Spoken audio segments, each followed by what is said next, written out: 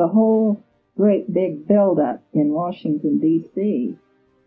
was because they all really knew that we were going to get into war. They just didn't know the exact day. We had a radio program down there, and it was my turn to give the talk that day. My subject was archaeological evidences of the authenticity of the Book of Mormon. And I was giving the talk, and I thought I was giving it all right, but the station manager was extremely nervous and distraught. As soon as I finished speaking, he came in with this flash, this bulletin, that the Japanese had attacked Pearl Harbor. We interrupt this program to bring you a special news bulletin. The Japanese have attacked Pearl Harbor, Hawaii, by air, President Roosevelt has just announced. The attack also was made on all naval and military activities on the principal island of Oahu.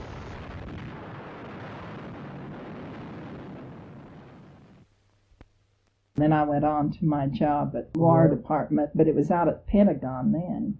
I never had to do any typing or anything. Those letters had to be written in certain forms, about 7 copies and all that sort of thing. Although as a secretary, I didn't have to do anything hardly except answer the phone and, talk to people as they came and that sort of thing.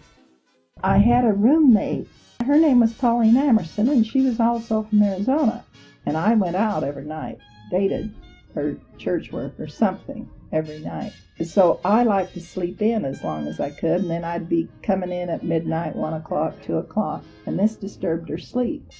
She soon got a job that she told me, she wouldn't tell me what it was, but she said it was of a very secret nature and that it would be dangerous for her to say anything about her job. But one day I happened to stay home sick from work, and a fellow came there interviewing our landlady.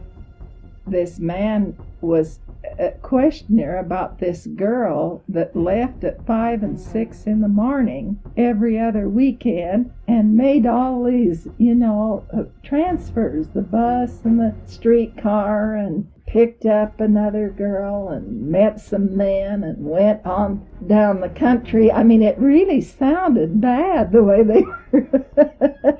And that's exactly what I did every other week on my state missionary work. But he thought it was Pauline.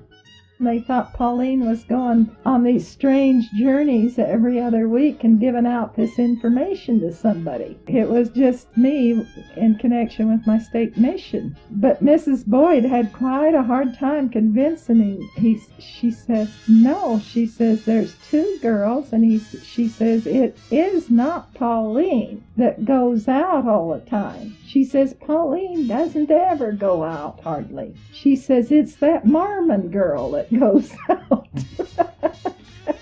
And she says it's some kind of church work.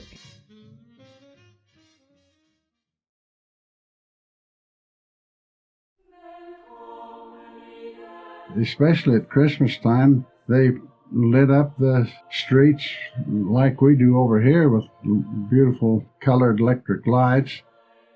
They were all satisfied with their government over there. The king, of course, was just a figurehead. They had a parliament there that was elected by the people. It was more of a socialist form of government than any other, but it was not, like a communist government. It was just a nice socialist government that they seemed to be happy with. Homes out there in the country were all combined. The house and the corrals where the cattle were, and the cattle seemed to create a lot of heat in those buildings next to the living quarters, and so they used that heat to stay warm, along with the peat that they burned at that time. When I knew it was about time for me to go home, why, I had mixed feelings. I didn't want to go, and yet I did want to go. I guess I'd made quite a few friends there. I had to take a boat over to Norway. Then I took another boat across the water there to Sweden, and then I took a train from Stockholm, Sweden, down to Germany. And while I was in Germany, in Berlin, why, I visited around there for a little while and then went on a train over to Belgium. By then there were 2 or 3 other missionaries that I met up with that were coming home. When we came back, we took the train into France, into Paris.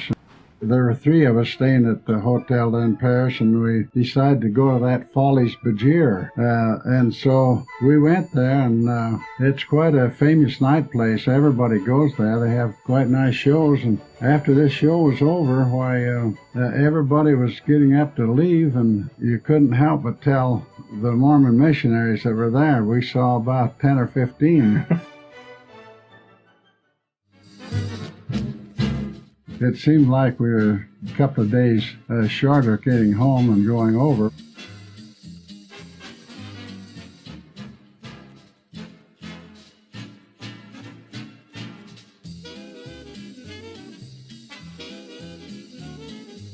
We docked in New York and went through customs.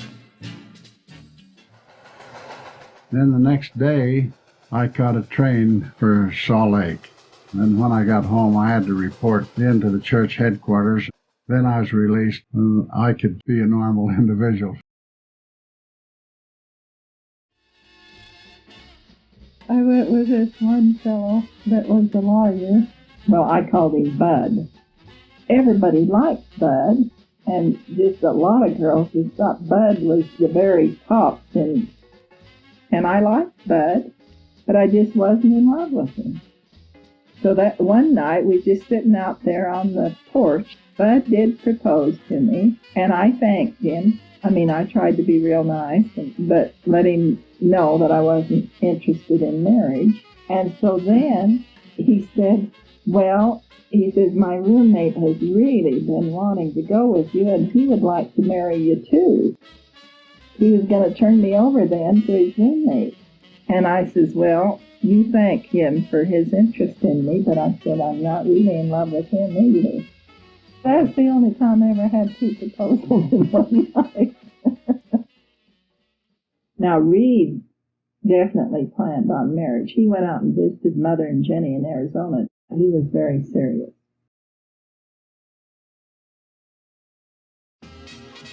There was some reason why Emily particularly wanted to go to New York.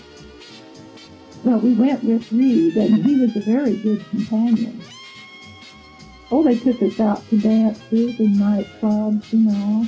We got the patriarchal blessing, but we also went to some real nice nightclubs and dances and really nice places to eat, and as well as the automat. We would eat at the automat because we could go there and put the money in and see what we were going to get, you know. And, of course, they took us to Times Square and some of these hotels. We danced, and it was up high.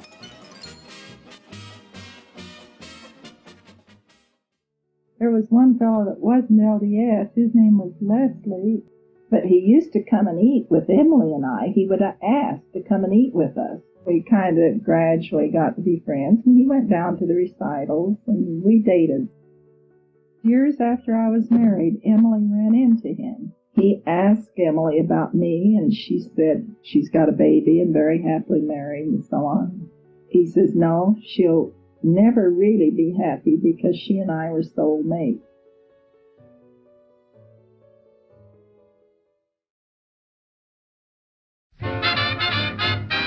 I didn't stay in Emory very long. I left in about a month's time and came up to Salt Lake and went to Henniger's Business College. I stayed with my sister Thelma, who was working down at Purity Biscuit Company. It took a little while, and I got a job down at Mine Smelter Supply Company driving a delivery truck. I worked a mine smelter for a little while. That was back in 1940. The war was just heating up, and all the young fellows were supposed to go in the service for a year. In November that year, I went up to Fort Douglas with a kid by the name of Dick Kimball. We decided we were going to enlist and get our year over with so we could settle down. We had basic training. I was in an engineer outfit, and we had to build some roads and build some bridges.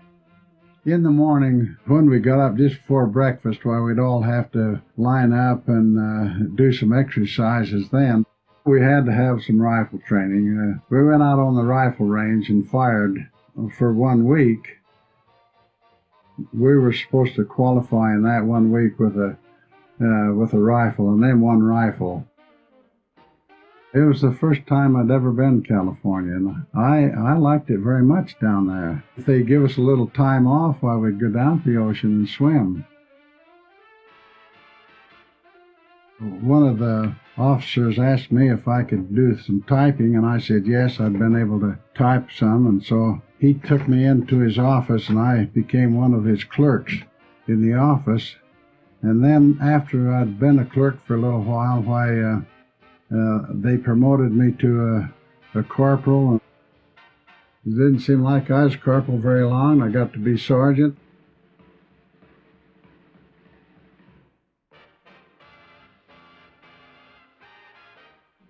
And then I got to be a first sergeant. You're right under the captain, the commander. He'd tell you what he'd want done, and then you'd go out with the troops and do it. I was recommended to go, and I received orders from the War Department to appear back there at Officers Candidate School at Fort Belvoir. That was real strenuous training we had back there. The night training and day training, it didn't seem like I ever had a chance to sleep. And it went on for 3 months, and then we graduated as second lieutenants from the school.